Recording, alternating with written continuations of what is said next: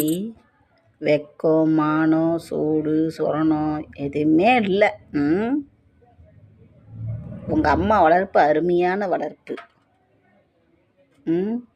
இவ்வளவு சொல்லியும் தேவடியாக அவனுக்கு போய் இப்படி கவிதை எழுதி இப்படி பக்கம் பக்கமாக பாட்டை எழுதுறியா ஐட்டம்.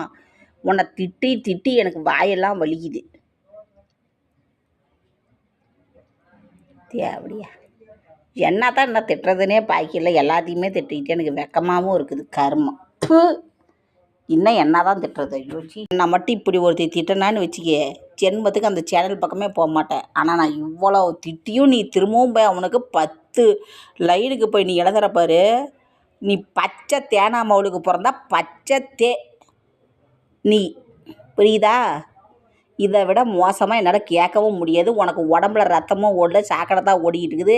அதனால தான் இப்படி கமெண்ட் பண்ணிக்கிட்டு திரியிற. தேனா மவளா பூனா மவளா அப்புறம் எல்லாம் கேட்டுப்பிடுவேன்.